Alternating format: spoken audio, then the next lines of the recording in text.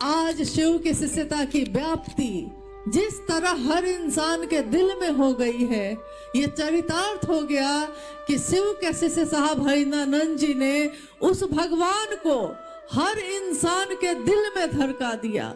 हमारे घर में, हमारी तस्वीरों में, हमारे मन में, हमारी सोच में, हमारी बोली में भगवान शिव हैं, मेरे गुरु शिव हैं। ये चमत्कार है जो आज तक कभी नहीं हुआ था, वो इस युग में घटित हो रहा है। जो 12 साल की आयु में उन्होंने अपनी माँ से कहा, वो उन्होंने अपने जीवन में करके दिखाया। मेरी आपकी भी जिज्ञासा होती है, हमारा आपका मन भी कुछ सोचता है, परंतु हमारा मन खोजता नहीं, खोज में नहीं जाता, अपने घर को छोड़ के नहीं निकलता, वो रातों को भटकता नहीं, वो घंटों आंसू नहीं बहाता। साहब ने कहा कि मैंने शिव के लिए आंसू बहाया है, घंटों मैं रोया हूँ, महादेव कहाँ हैं आप, कहाँ छिपे हैं, दिखते क्यों नहीं हैं। जब मैं घंटों रोता था तो मैं यही सोचता था कि क्या महादेव भी हैं कि वो भी नहीं हैं। परंतु मैंने ये अनुभूत किया, मैंने ये महसूस किया कि अगर आप शिव के लिए रो सकते हैं, अगर आपकी आंखों से आंसू बहते हैं, परंतु आपके दुख के लिए बहते हैं, मैं दुखी हूं ये सोच के आपके आंसू निकलते हैं, आपके जीवन में पीड़ा है, आपके जीवन में कष्ट है, इसके लिए आप महादेव के सामने आंसू बहाते हैं। लेकिन मेरी अनुभूति है कि अगर आप शिव के लिए शिव के सामने रो सकते हैं, महादेव को पाने के लिए महादेव के सामने रो सकते हैं, तो है क्या नहीं हो सकता। ये धरती अपनी जगह छोड़ सकती है, ये आसमान अपने जगह से हिल सकता है, कुछ भी हो सकता है, लेकिन आप महादेव के लिए रोते कहाँ हैं। आप तो अपनी अपनी कामना के लिए रोते हैं। मैं शिव के लिए रोया और शिव मुझको मिले।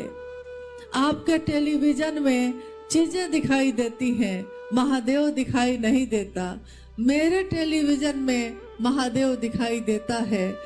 आपका ये दोष है, आपका ये प्रारब्ध है, आपने ये प्राप्त किया है, ये मेरी प्राप्ति है, ये मेरा प्रारब्ध है कि मेरे मन में शिव दिखते भी हैं और मैं उस शिव से बातें भी करता हूँ। इसीलिए बाद के वर्षों में जब उन्होंने इन सारी उपलब्धियों को छोड़कर सारे जो शमशान साधना या कुंडली साधना या मंत्रों के जप से उन्होंने प्राप्त किया था, उस सब को छोड़कर जब शिव को अपना गुरु माना, तो साहब श्री ने कहा कि आज से, अभी से मैं जो भी करता था वो सब छोड़ता हूँ। सन 1974 में आरा के गांगी शमशान में अर्धरात्रि में उस शमशान में गुरु भगवान होते हैं तो भगवान गुरु क्यों नहीं है, ये सोचकर साहब ने शिव को गुरु बनाया था।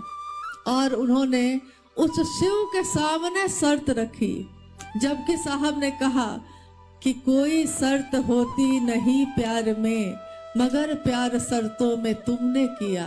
कोई शर्त नहीं होती प्यार में, लेकिन मुझको शिव से प्यार था कहाँ, उस समय तो नहीं था। मैं सोचता था कि महादेव है भी कि नहीं है, तो मैंने महादेव के सामने शर्त रखी, आप जो तस्वीरों में दिखते हैं वैसे उतर के आइएगा तो मैं आपसे कुछ नहीं सीखूंगा। आप अगर मानव शरीर में आइएगा और मुझको सिखाइएगा तो मैं कुछ नहीं सीखूंगा। और आज से पहले मैंने जो कुछ भी कर्म कांड किए हैं, आज के बाद अब जो आप बताइएगा वही करूंगा, इसके सिवा कुछ भी नहीं करूंगा। सन 1974 में, सन 1975 में मुजफ्फरपुर के तुर्की नामक स्थान में साहब बैठे हैं, हवा शांत है, हल्की हल्की हवा चल रही है।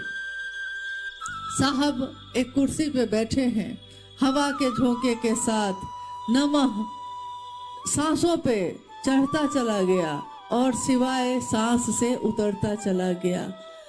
इस क्रिया को उन्होंने तीसरा सूत्र में पिरोया है और उन्होंने कहा कि अजपा जप यानी सांसों के माध्यम से शिव को प्रणाम करना, अजपा जप सर्वोत्तम विधि है शिव को प्रणाम करने का।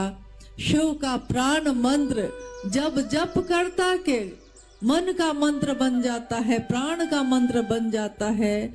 मंत्र और आपका जो भी आराध्य है, जो भी इष्ट है, जो भी गुरु है आपका, उसका मंत्र और मंत्र का देवता और मंत्र को जपने वाला जप करता, ये तीनों जब एक हो जाते हैं तो प्रारब्ध को, कर्मफल को भोगने की व्यवस्था का भी संहार करते हैं। उन्होंने तीसरा सूत्र दिया शिव को प्रणाम करने का मंत्र, और दूसरा सूत्र उन्होंने दिया शिव की चर्चा। जो ध्यान की अनुपम विधा कही गई, शिव की चर्चा शिव के लिए की जाती है, ना तो ये महत्वाकांक्षा के लिए है, ना तो ये सम्मान के लिए है, ना तो ये पैसे के लिए है, ना तो ये व्यापार के लिए है। जिस दिन हमने शिव को गुरु माना था, उस दिन से लेकर आज तक हम सभी शिव शिष्यों ने एक ही नारा, एक ही प्रण लिया है कि जिएंगे चाहे मरेंगे, रहेंगे अगली कतारों में, यानी शिव के लिए, शिव को चाहेंगे। आज तक हमने ये नहीं जाना था कि शिव के लिए शिव को कैसे चाहा जाता है। साहब श्री ने ये सिखाया, ये समझाया कि महादेव से आपने बहुत कुछ चाहा, महादेव को चाहने की बारी है ये, इसलिए महादेव को चाहने की कोशिश करिए। और जिस तरह आप किसी को स्टेशन पहुंचाते हैं तो आप भी पहुंच जाते हैं। अगर आप किसी के मन में शिव के लिए दर्द पैदा करिएगा तो आपके मन में भी शिव के लिए दर्द पैदा होगा। आप किसी से शिव की बात करिएगा और शिव तक उसको पहुंचाइएगा तो उसको पहुंचाने में आप भी पहुंचिएगा। इसलिए शिव की चर्चा शिव के लिए की जाती है। स्वयं और समूह, स्वयं यानी जो बोलता है, समूह जो सुनता है। स्वयं और समूह दोनों को शिव भाव से आप्लावित कर दे। शिव की चर्चा का इहलौकिक उद्देश्य एकमात्र यही होता है, शिव भाव से भर देना, शिव के भाव से भर जाना, और इसके सिवा शिव की चर्चा का दूसरा कोई उद्देश्य नहीं है। इसलिए उन्होंने दूसरा सूत्र दिया ये, और पहला दिया जब उन्होंने सिंहेश्वर मंदिर में शिव को प्रसाद चढ़ाया था।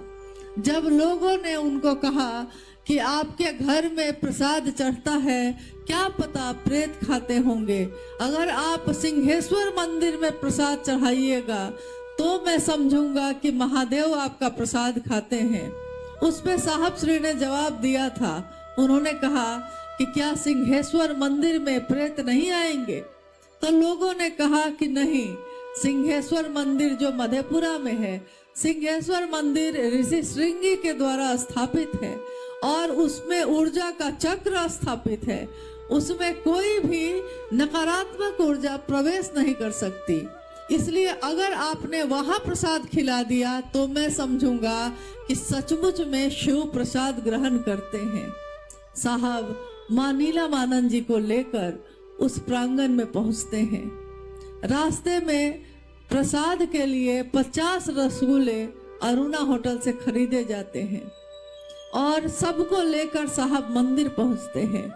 रास्ते भर साहब सोच रहे हैं, मैंने तो जितने मंदिर थे सब छोड़ दिया, महादेव को अपना माना तो सारे कर्म कांड छोड़ दिए, अब मैं क्या करूंगा? महादेव प्रसाद कैसे खाते हैं ये तो मुझको पता ही नहीं है, परंतु ये मेरा अनुभूत सत्य है। लोगों को ये झूठ लगता है, सत्य है कि मैं प्रसाद चढ़ाता हूँ, प्रसाद ग्रहण हो जाता है, परंतु न जाने अब क्या होगा। सिंहेश्वर मंदिर में महादेव प्रसाद खाएंगे या नहीं खाएंगे? और वो प्रसाद लेकर सिंहेश्वर मंदिर पहुंचते हैं। चारों तरफ पंडित पुरोहित की भीड़ है, आसपास के लोग भी जुट गए हैं, कार्यालय के पदाधिकारी कर्मीगण भी साथ में गए हैं।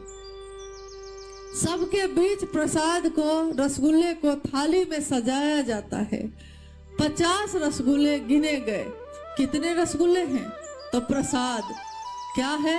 50। यानी कि परीक्षा की घड़ी थी, तो परीक्षा करी ली जा रही थी कि क्या पता ये कुछ करते होंगे, क्या पता कुछ तंत्र मंत्र यंत्र का प्रयोग करते होंगे। रसगुल्ले रख दिए गए शिवलिंग के दाहिने तरफ और दरवाजों को बंद कर दिया गया। जब तक रसगुल्ले रखे गए, दरवाजे बंद हुए, तब तक रोशनी थी, बिजली थी। जैसे ही रसगुल्ले रख के दरवाजे बंद हुए, बिजली चली गई कुछ मिनट के लिए। सारे लोग प्रांगण में खड़े हैं, बिजली गुल हो गई। पेट्रोमैक्स जलाने के लिए कोई भागा, कोई दौड़ा। जब तक पेट्रोमैक्स आया, बिजली फिर आ गई और दरवाजे की दरार में से लोगों ने देखा कि थाली जो शिवलिंग के दाहिने तरफ थी, अब वो थाली दाहिने तरफ नहीं थी, पूरी की पूरी थाली शिवलिंग के बाईं तरफ थी। और जब दरवाजा खोला गया तो 50 रसगुल्ले में से 15 रसगुल्ले गायब थे ही नहीं थाली में। 35 रसगुल्ले बचे हुए थे। लगता था कि किसी ने ब्लेड से काटकर बराबर बराबर भाग में कर दिया है। पूरे रसगुल्ले 2 भाग में बटे हुए, 35 रसगुल्लों के 2 भाग हो गए, तो 70 पीस। यानी कि ये सबके बीच जब हुआ, उससे पहले साहब ने बाद में मां नीलमानंद जी से कहा कि मैं जब प्रसाद चढ़ाने जा रहा था तो मैंने महादेव से कहा था, इतना ही भर कहा था कि बुढ़ाऊ इज्जत रखिएगा। बुढ़ाऊ यानी मेरे महादेव को मैंने कहा। मैं अपने महादेव को महादेव भी कहता हूँ, बॉस भी कहता हूँ, बुढ़ाऊ भी कहता हूँ। मेरी मर्जी, मेरा है वो महादेव, मेरी जो मर्जी होगा सो कहता हूँ। लेकिन उस समय मैंने कहा, मुझको लगा कि जैसे मेरे माथे की पगड़ी गिर जाएगी। अगर आज महादेव ने प्रसाद ग्रहण ना किया तो दुनिया मुझको झूठा समझेगी और कोई विश्वास नहीं करेगा कि महादेव गुरु है भी कि नहीं, क्या ये सच बोलते हैं। तो साहब ने कहा कि जब शिष्य की परीक्षा की घड़ी आती है तो वो पूरी तरह महादेव की, अपने गुरु की दया के आश्रय में हो जाता है। और दया के आश्रय में जाकर मैंने महादेव से ये कहा, बुढ़ाऊ इज्जत रखी है। महादेव ने मेरी इज्जत रखी, शिव ने मेरी इज्जत रखी और सबके सामने ये साबित हुआ कि भाव से अगर चढ़ाए जाए तो लौकिक चीज, भौतिक चीज भी महादेव ग्रहण करते हैं। महादेव को शरीर नहीं कि वो प्रसाद खाएंगे, परंतु वो भाव ग्रहण करते हैं। इसलिए भाव से चढ़ाई हुई चादर भी ग्रहण कर लेते हैं, भाव से चढ़ाए हुए प्रसाद को भी ग्रहण करते हैं। और भाव भी अगर चढ़ा दिया जाए तो मनुष्य के मन का, उसके हृदय का भाव भी वो स्वीकार करते हैं। इसी को साहब ने पहला सूत्र बनाया। उन्होंने कहा, महादेव की दया हो तो किम न सिद्धते भूतले। महादेव की दया हो तो क्या नहीं हो सकता। इन तीनों सूत्रों का निरूपण करके उन्होंने जनमानस को दिया, लोगों को दिया। उन्होंने कहा कि आपके भी गुरु शिव हो सकते हैं, मेरे गुरु शिव हैं, तुम्हारे भी हो सकते हैं। शिव को अपना गुरु बनाओ और दूसरों से भी ये बात कहो। आपकी बात कोई सुने ना सुने, गुरु नाम लेते रहेंगे। गुरु ही शिव हैं, ये बताते रहेंगे।